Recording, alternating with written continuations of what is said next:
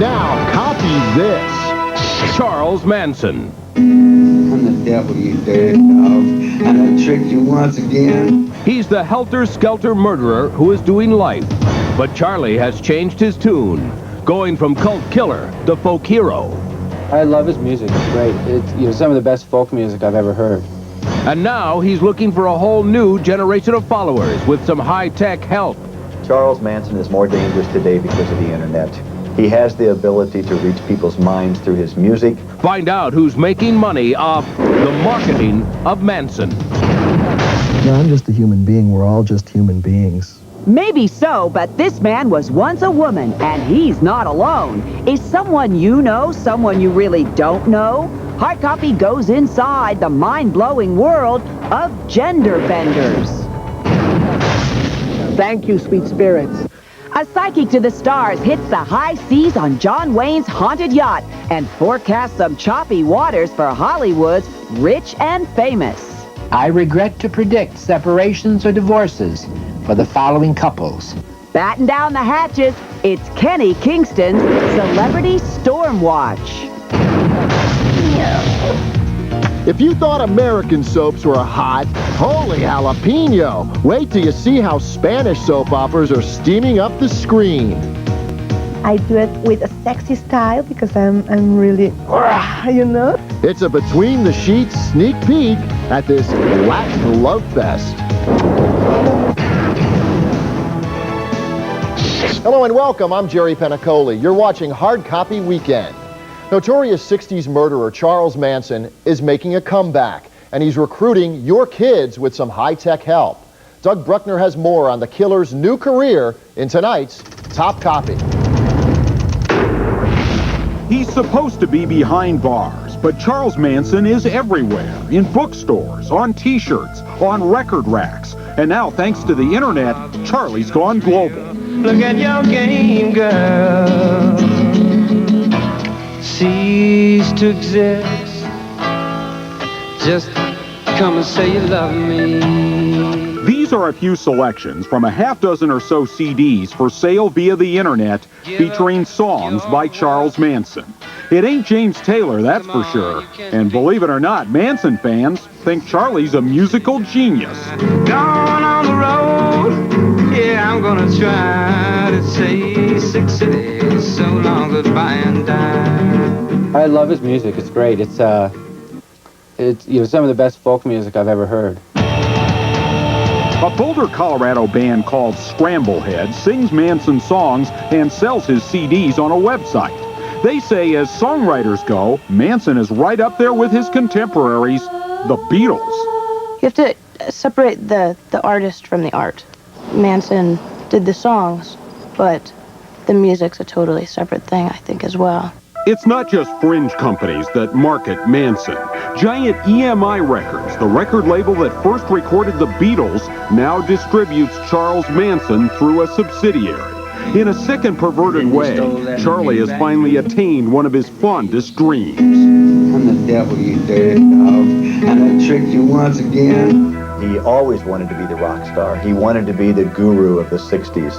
Charles Manson wanted to reach America through his music. There's a lot of other Manson memorabilia for sale out there too, both on and off the internet. Original Charles Manson paintings have gone for as much as $3,000, and we were able to find autographed Polaroids and bizarre audio tapes through tiny classified ads. I was lying myself and suffered like hell with a wonderful shot of dope. Begging despair to be sent to the chair, I bumped off at the end of a rope. All my life I've ranted and raved for the things that I craved to soothe my raw, ragged nerves, and prayed without hope to the goddess of dope, whose every bidding I deserve. If Manson Incorporated has a headquarters, this is it. A wood frame house not far from his California cell. This is where Sandra Good, one of the original family members, operates Charlie's worldwide website. With the help of her boyfriend, she keeps Charlie connected to the outside world. Charles Manson is more dangerous today because of the internet. He has the ability to reach people's minds through his music. He has an ability to have them totally forget if they ever knew about the murders or what he did. Manson, through his music, the website, He absolutely reaches more people, and he's a danger. The law prohibits Manson from engaging in any business activity. But last year, prison officials charged him with accepting drugs in exchange for autographs and other memorabilia. He was cleared, but 17 of his jailbird buddies were punished. In a letter to Hard Copy, Charles Manson claimed it was all a setup. Soon after, he was denied parole for the 9th time. I didn't have nothing to do with killing those people. Period. I'm not saying I'm not capable of doing it myself. Okay. But I'm just saying this, I did not do that. The flame keeps burning and the Manson machine keeps selling the gospel according to Charlie. And the people who market Manson CDs insist none of that money's going to him. Charles Manson, the composer of these songs, as unfair as I personally find this and professionally find this, derives no income from this, nor will he until his conviction is overturned. Charles Manson's next parole hearing is scheduled for 2002. Most experts agree he'll never be released. Now, they say their situation's the result of a mix-up by Mother Nature. Unsympathetic critics say they're just plain freaks. Whatever the case, the gender-bending journey of a transsexual is a mind-boggling process. Terry Murphy reports. They exist among us, men and women who have led double lives. No, I'm just a human being. We're all just human beings. We're doing what we have to do to get by. I think the society needs to be challenged with people who don't fit into neat categories. We want to be respected. We want to be treated as ordinary people. They call themselves the transgenders, an unconventional community that has a need to live as the opposite sex. And from magazines to radio, they are preaching their message, it's okay to be who you are.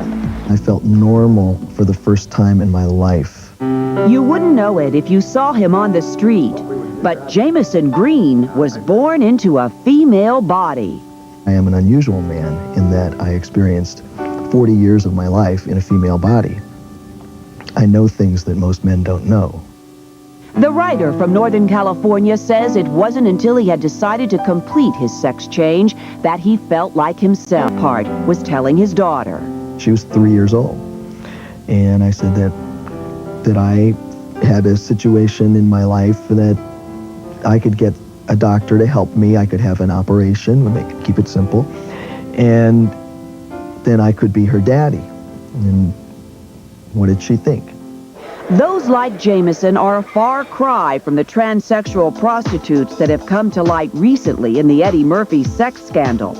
They don't turn tricks. They are doctors, police officers, and other educated movers and shakers who are making a difference in society.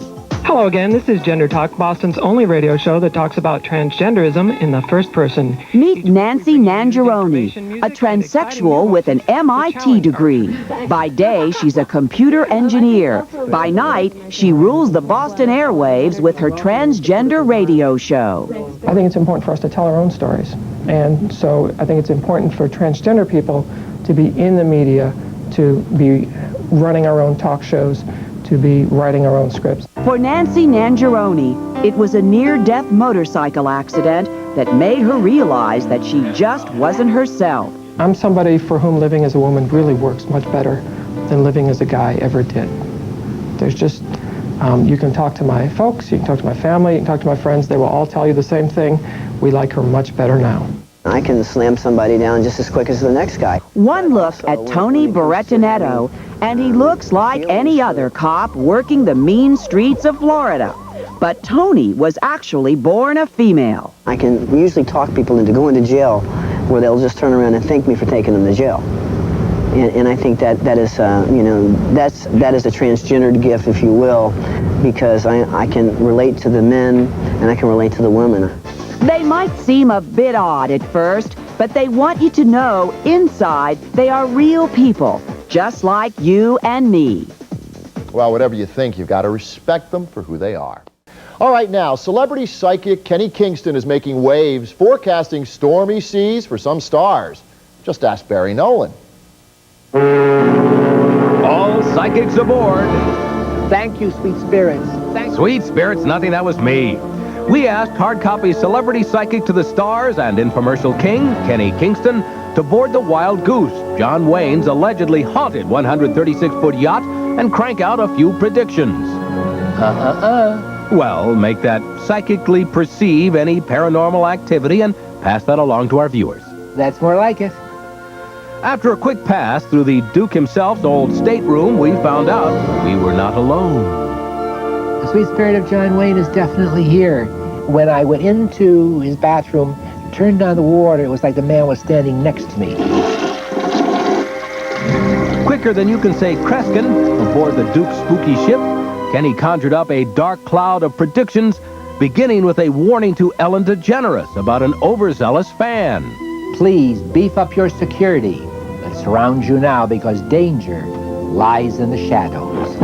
That shroud of a cloud ever present, Kenny predicted some allegedly stormy marriages whose gooses will soon be cooked. Regret to predict separations or divorces for the following couples: JFK Jr. and Carolyn, Ted Danson and Mary Steenburgen, Melanie Griffith and Antonio Banderas. And lastly, Kenny says sexy Sharon Stone has left some things unturned. Sharon Stone, I predict you have a big, big secret. I'm really ashamed. Come on, tell Hard Copy and the world what your secret is. I'm going to give away a big secret here. I want to be a fireman. Talk about a hot actress. Well, with all that psychically said and done, we try to once again corral the Duke's spirit. Everybody together, just say 3 times, will you? Welcome, John. Welcome, John. Welcome, John. Welcome. Well, Pilgrim, better luck next time. Thank you, sweet spirit. Adios, compadre. Adios, Kenny. All right, now, a strange case of lottery luck. A player loses, but it ends up saving his life because, as Terry Murphy tells us, if he hadn't kept those meaningless pieces of paper close to his heart, his number would have really been up. It's what we all dream about: the lottery, the jackpot, the instant millions. I'm one of the lucky ones. Meet Patrick Gale. He lost Pennsylvania's lotto loot but hit the jackpot of his lifetime. In fact, Patrick Gale may be the luckiest unlucky man alive.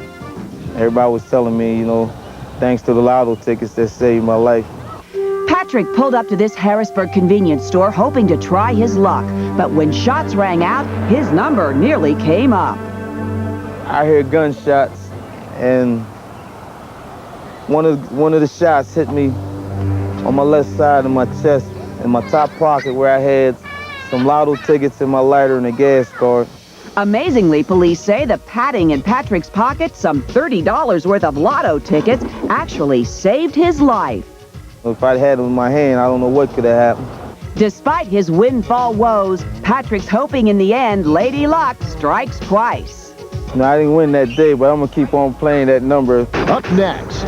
Every time children put the dirt in their mouth, they're eating arsenic. There's a potential killer lurking where your kids play. Tonight, we target poisoned playgrounds. This could be a lethal dose for a young child. And ay caramba, we head south of the border for love Latin style. If you thought strangers were the only danger lurking where your kids play, think again. You should know about a deadly poison that can be found on most playgrounds. As Barry Nolan reports, it's the focus of tonight's Hard Target investigation. You may not know it, but your children could be falling prey to a silent killer hiding in the playground. Well, I think it's pretty scary news if it's true. Yeah, that would concern me greatly. The killer's name is arsenic, and it's a key ingredient in a popular variety of wood used to make playground sets for public parks and backyards across the country. The industry insists that arsenic is no threat, that it is part of a standard chemical preservative called CCA, or chromated copper arsenate, used to prevent rot and insect damage in pressure-treated pine. But some consumer advocates claim the arsenic is seeping from the wood and may potentially cause serious health problems, even cancer, among children. Every time a kid climbs on a piece of pressure-treated wood playground equipment, and especially When younger children put the dirt in their mouth, they're eating arsenic. There's just no doubt about it. The ground is saturated with it, and they're eating it. Hard Copy launched our own investigation with the help of Mike McGrath. First, we took some soil samples from under a playground set in a public park made from treated wood, along with a cloth wipe sample from the surfaces. Right underneath the decking where the rain comes through. Then, we took comparative samples from a suburban home in Philadelphia where untreated cedar had been used. We code-marked the different samples and sent them to a California lab for a blind test for arsenic levels. That's your camera up there. As we waited for the results, we took our hidden camera into a manufacturer's showroom to test McGrath's claims that they either don't know or don't care about the potential dangers of their product. But I know my wife's going to ask me, now, the chemicals they use, it's not arsenic. Well, I don't know exactly what it's pressure. I mean, they are chemicals that are used, and you have any pressure treatment. That's how it's done. You go to a lumber yard, but it's safe for anybody. Several days later, we received the results of our soil sample tests. I've never found such a high amount before in my life in a soil sample.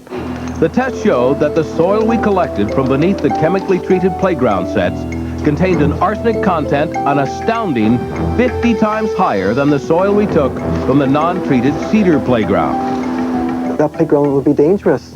These levels are high and toxic. I would be afraid to have my children play in these soils with these high concentrations.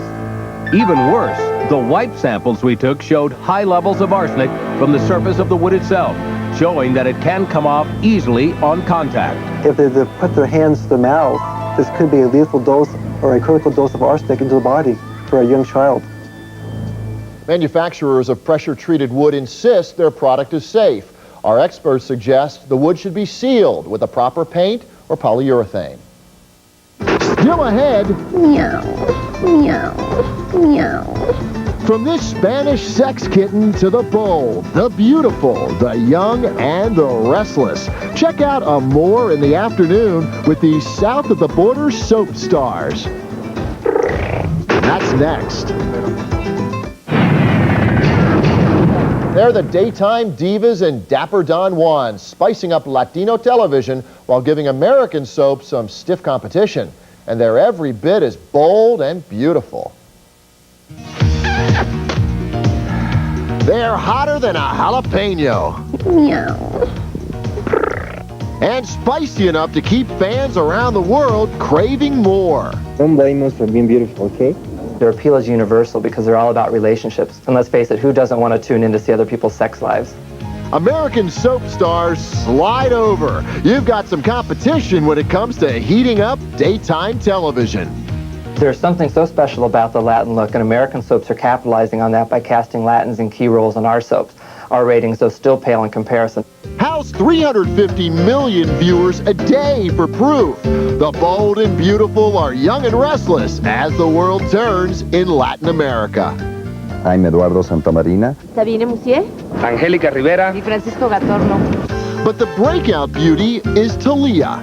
If I will do something, I do it with respect, with a sexy style, because I'm really, you know. She's the center of attention in all of Latin America. Not only is she the grande dame of soaps, she owns a lingerie company. She dances and she sings. There, you have, I don't know, 1,000 persons there crying for you and singing all your songs, and I love that. I really love that. While American soaps can lather on for decades, their Latino counterparts dry up after just months. Televisa tapes up to 80 different soaps a year, which run about 7 to 10 months each. And if they're not working, if the ratings are terrible, they can be rewritten and cut short if necessary. And there's another big difference between the North and South when it comes to daytime drama. While American soaps are wrought with endless tragedy, you'll find the Latin versions solve the problems and seal them with a kiss. A big, big, huge kiss.